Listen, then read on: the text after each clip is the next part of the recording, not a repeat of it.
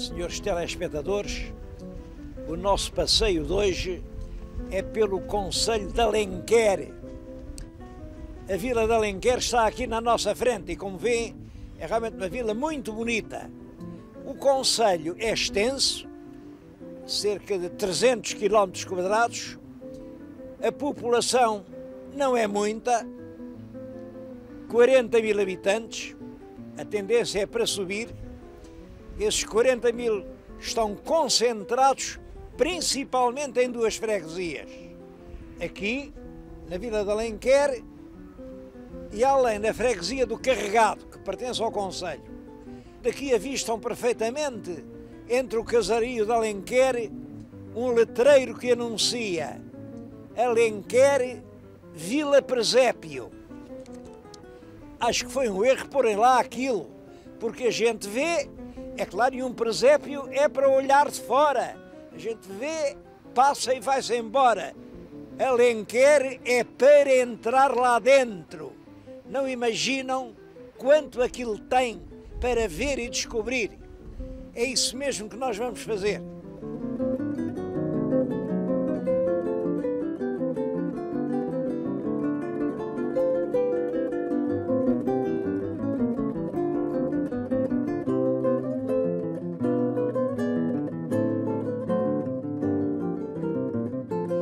E vamos começar precisamente pelo Salão Nobre da Câmara Municipal de Alenquer. Ele foi agora restaurado, cuidadosamente. Eu acho importante notar todo este trabalho de estuque, toda esta decoração, é trabalho de artesãos locais de Alenquer. Isto não é obra de gente de fora. Ainda temos estucadores capazes de fazer estas coisas. Também o tapete que está no chão, com as armas de Alenquer, é trabalho de artesãos portugueses.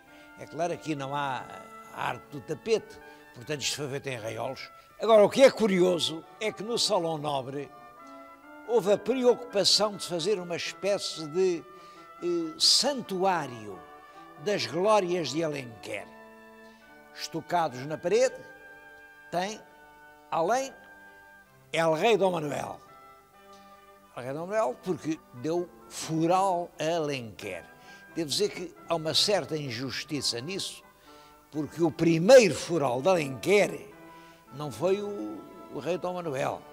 Quem lhe deu foi muito antes do Dom Manuel, muito antes, no ano de 1212, a infanta Dona Sancha. A infanta que, aliás, assina como Rainha Sancha, porque era uma infanta que se considerava rainha. Isso criou grandes problemas, até uma guerra civil. Mas quem deu o primeiro fural, não é o Dom Manuel, é a infanta Dona Sancha, filha do rei Sancho I, e, portanto, era ela quem além devia estar. Mas como isto é apenas um restauro, e quando fizeram o edifício no século XIX, puseram o Dom Manuel, é agora o Dom Manuel que foi restaurado. A seguir, outro medalhão, é o Pero de Alenquer. Pero de Alenquer é um navegador célebre, é o navegador que conduziu a armada do Pedro Álvares Cabral, é o navegador que conduziu navios do Vasco da Gama, é, portanto, um dos grandes descobridores do mundo.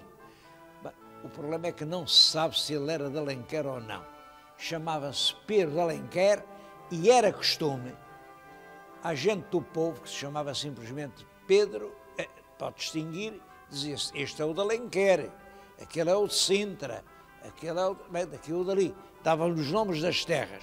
Portanto, é possível que eu fosse daqui, mas não há certeza. Outro medalhão, que é o grande Luís de Camões. É que este Palácio da Câmara foi feito no século XIX. E nessa altura havia um pouco a ideia de que Camões podia ter nascido em Alenquer. Essa ideia nasceu de uma situação curiosa, que eu parece-me que já uma vez falei nisso, mas é sempre importante referir estas coisas. Essa ideia nasceu num soneto de Camões. Porque nesse soneto de Camões está expressamente esta frase: criou-me Portugal na verde e clara pátria minha de Alenquer. É claro que se isto fosse o Camões a falar de si mesmo, não há dúvida nenhuma, isto era como uma certidão. E as pessoas leram a frase, pronto, o Camões era de Alenquer e toca a pô-lo na parede. Bom, simplesmente não era. Camões neste soneto não fala dele, fala de um companheiro muito jovem, um companheiro que morreu aos 25 anos.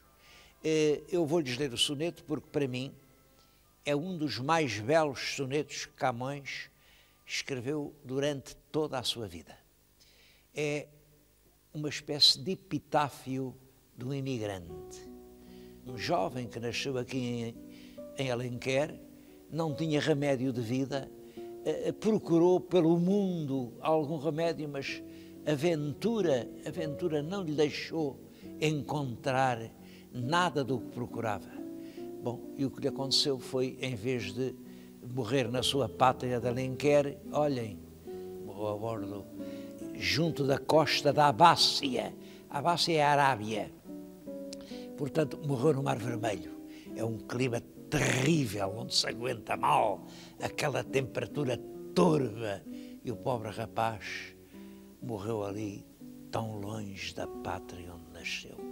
Mas o melhor é ler o soneto, porque as palavras de Camões são sempre 1000 vezes mais belas do que as minhas.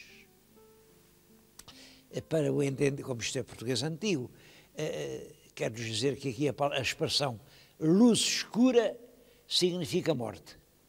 E 5 lustres, como lustres são 5 anos, 5 lustres quer dizer 25 anos. E o soneto é este. No mundo, poucos anos e cansados, vivi cheios de vil miséria escura. Foi-me tão cedo a luz escura que nem vi 5 lustres acabados. Corri terras e mares apartados, buscando para a vida algum remédio ou cura. Mas aquilo que o não quer aventura, não no alcançam trabalhos acabados. Criou-me Portugal na verde e cara pátria minha de Alenquer, mas ar corrupto que neste meu terreno vaso tinha, me fez manjar de peixes em ti, bruto mar, que bates na Abácia fera e avara, tão longe da ditosa pátria minha. É, como veem, um soneto a um companheiro que morre no Mar da Arábia sem sequer ter completado os 25 anos. De qualquer maneira, é verdade que Camões tinha um amigo que era aqui de Alenquer, que passou na vida 25 anos cheios de vil miséria dura, que emigrou para ver se encontrava no mundo algum remédio ou cura, mas que acabou assim tristemente, como o soneto nos conta. O outro medalhão é aquele que está além e representa Damião de Góis. Damião de Góis, esse sim, nasceu com certeza em Alenquer e até se sabe aonde. E apesar da vida também lhe ter sido dura, conseguiu ser enterrado em Alenquer e também se sabe aonde. Nasceu no ano de 1502. Estão agora a completar-se 500 anos completos. Devo dizer que essa é a principal razão que me trouxe desta vez a Alenquer. A Câmara Municipal tomou a iniciativa de grandes comemorações. Está aqui um cartaz das comemorações de Damião de Góis e durante todo o ano a memória de Damião de Góis vai ser recordada em Alenquer. Acho um ato de grande justiça, porque Damião de Góis é um dos maiores vultos representantes do civismo, dos valores da cultura e da civilização que jamais nasceram em Portugal.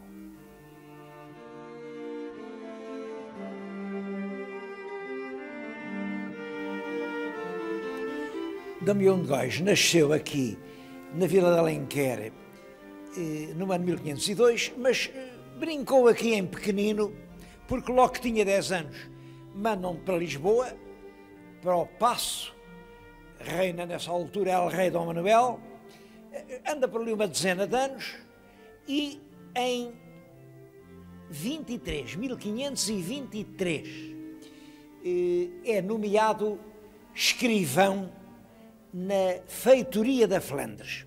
Para perceber a importância disto, é preciso perceber que o negócio das especiarias da Índia era pago com dinheiro, com dinheiro ou com mercadorias que nós tínhamos que comprar, também não tínhamos cá, e as compras faziam-se na Flandres, e para isso tínhamos lá um feitor. A feitoria da Flandres era o grande centro do comércio português no norte da Europa para comprar produtos que mandávamos depois para a Índia. Bom, vai para lá o jovem Damião de Góis. Simplesmente, nessa altura, a Flandres era um verdadeiro vulcão de ideias. Porque poucos anos antes tinha surgido esse movimento a que na história se chama a Reforma. Bom, a Reforma é uma espécie de protesto, chamam-lhe os protestantes por isso, de grande protesto espiritual contra o estado de relaxamento, de corrupção, que a Igreja de Cristo se tinha deixado chegar. Porque Cristo veio pregar a pobreza, a amizade, a paz, e no fundo a sua Igreja não estava a cumprir essa mensagem recebida do seu fundador. E aparecem na Europa, no norte da Europa, homens fervorosos, ninguém duvida da sua fé ardente, como Martinho Lutero, como Calvino, como Melanchthon, que dizem: esta não é a verdadeira Igreja que Jesus Cristo fundou, nós queremos uma Igreja pura e nova, e provocam um movimento enorme de rebeldia contra Roma, e portanto retalham em duas metades a Igreja de Cristo. Há uma parte que permanece fiel a Roma, a Europa Católica, com a Itália, com a Espanha, com a França. Mesmo a França é realmente dividida cruelmente, e passa por um banho de sangue, e a metade do norte, praticamente toda a Alemanha, a Inglaterra, os Países Baixos, o norte, a Dinamarca, todos esses países são levados na onda do protestantismo. O que é que podia fazer o nosso jovem Damião de Góis, que estava a representar Portugal, mas residia num país que aderiu calorosamente à onda da Reforma? Bom, Damião de Góis fez o que qualquer leal português faria. Permaneceu fiel ao pensamento do seu país e do seu rei. Permaneceu dentro do campo da Igreja Católica. Mas não deixou de insistir por todas as formas possíveis na reconciliação, porque era impossível deixar de reconhecer que naquele protesto vindo do coração da Germânia crente havia um grande fundo de verdade. A cristandade estava escandalizada com a venda das indulgências, com a hereditariedade dos cargos eclesiásticos, com cardeais feitos ainda crianças. Era realmente preciso regressar à pureza autêntica do cristianismo que Cristo pregou. E é esse o papel do nosso Damião de Reis. O rei chamou a Lisboa, oferece-lhe um cargo magnífico, tesoureiro da Casa da Índia, dos lugares que estavam mais dinheiro em Portugal. Ele recusou, amavelmente, mas foi a Compostela e disse ao rei, não é o dinheiro que me interessa, não. E volta para a Flandres, vai ter com o Erasmo. Erasmo é uma grande figura, é o herói da paz, também sempre fiel à Igreja Católica e, portanto, à autoridade de Roma, pregou a união dos povos desavindos e mostrou a loucura que era esta guerra em nome do mesmo Deus, do qual todos dizíamos que éramos filhos. Ele viveu 5 meses em casa do Erasmo, acaba por voltar a Portugal, quando o rei o chama terminantemente para aqui, para lhe entregar um cargo muito importante. Guarda-mor da Torre do Tombo, para olhar pelos documentos portugueses, e uns anos depois, cronista-mor do reino, para fazer a crónica del rei Dom Manuel, que era o pai do Dom João III. E ele faz esse trabalho. Devo dizer que a crónica de Dom Manuel é um exemplo de história séria. Eu sei que há alguns historiadores da literatura que dizem, bom, mas isto é uma literatura menor, é um homem que não tem um estilo brilhante. Pois não. O verdadeiro historiador não procura brilhar nas palavras que diz, procura acertar na verdade que afirma. E a crónica de Dom Manuel é um dos livros portugueses que merecem mais fé ainda hoje. São 4 volumes sólidos, magníficos, que nos permitem descrever toda a história portuguesa no primeiro quartel do século XVI.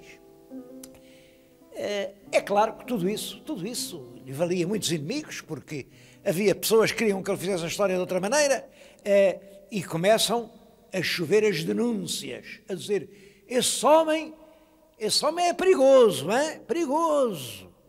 Olhem que ele é amigo do Lutero. Olhem que no fundo é protestante. É protestante. Isso é um perigo. O tipo é subversivo. No Santo Ofício, apesar de tudo, havia um certo bom senso. Toda a gente reconhecia a dignidade, a integridade, o talento desse grande português e foram arquivando as denúncias. Até que, à terceira vez, já ele tinha 70 anos, coitado, prenderam-no.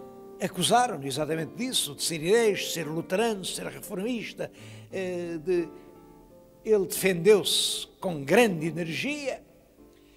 Acho que o cardeal Dom Henrique o ajudou, porque, apesar de dizerem, sim senhor, prova-se que ele é realmente luterano e relapso e não confessa, e isso era razão para a fogueira, mas apesar disso, deram-lhe apenas cárcere por toda a vida no Mosteiro da Batalha, mas logo no ano seguinte deixaram-no sair do mosteiro e voltar à sua querida vila de Alenquer.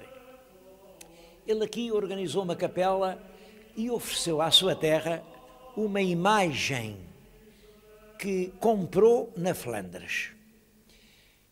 Essa imagem que está junto de mim, este é o Jesus Cristo que o comovia e no qual ele acreditava. É um homem desnudo, vexado, dorido, amarrado, humilde, pronto a todo o sacrifício e todo o sofrimento. É um Deus que vai morrer por nós. É esta lição de humildade que Ele oferece à sua própria terra. Não sei como, talvez por não ser de ouro nem prata, ela chegou até hoje. Está aqui quase abandonada, quase esquecida. Este era o cristianismo de Damião de Góis. Também foi aqui que ele morreu, não se sabe bem como. Estou a falar-lhes na capela onde hoje está enterrado. Esta é a sua lápide sepulcral. Estão os ossos dele com a cabeça fraturada, porque não se sabe bem como, mas estava à lareira, alguém lhe deu no crânio uma pancada mortal que lhe fraturou a cabeça de um lado a outro e ele caiu na lareira e morreu queimado como os inimigos queriam, queimado numa fogueira. Não foi a fogueira da Inquisição, foi a fogueira do seu próprio lar. De qualquer maneira, é um homem que morre vítima da tolerância de que toda a vida foi apóstolo.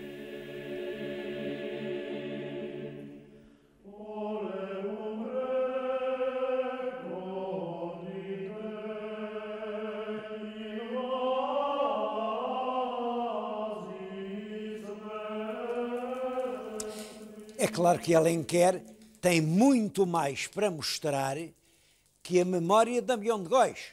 Bom, aliás, este ano é um ano fértil de centenários. Também faz 500 anos que nasceu o Pedro Nunes, havemos de ir a Alcácer por causa disso. Também faz 500 anos que o Gil Vicente se estreou teatralmente e o Gil Vicente está ligado aqui a Alenquer, pelo menos por causa do vinho.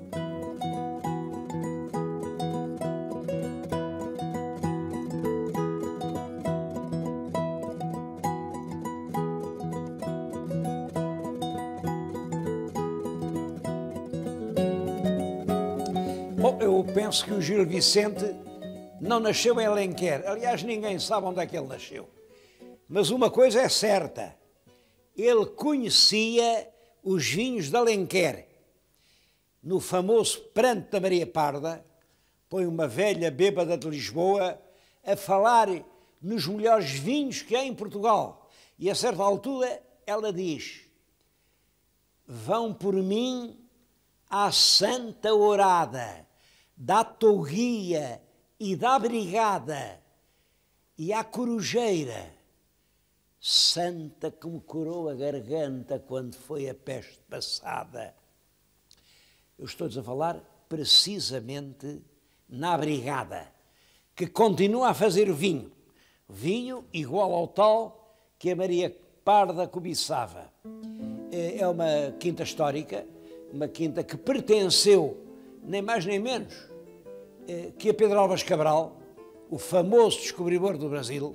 Depois, um filho dele vendeu uma outra família que ainda hoje a conserva. Mas no concelho há imensas quintas. Havia há 100 anos perto de 200 quintas com capela e brasão. Uma grande parte disso tem sido destruído, tem sido arrasado, tem sido vandalizado, mas ainda há muitas, sobretudo no norte do concelho. E há a produção do vinho, isso não se interrompeu. Há neste concelho de 40 mil habitantes 8.000 produtores de vinho. A quantidade de vinho produzido é realmente enorme, é 65% do vinho de toda a Extremadura vai aqui do concelho de Alenquer. Bom, eu tenho na mão um cálice do vinho da Brigada, é um vinho aveludado, de uma cor clara, um vinho claro e aveludado, e que tem realmente graça como um alto Gil Vicente.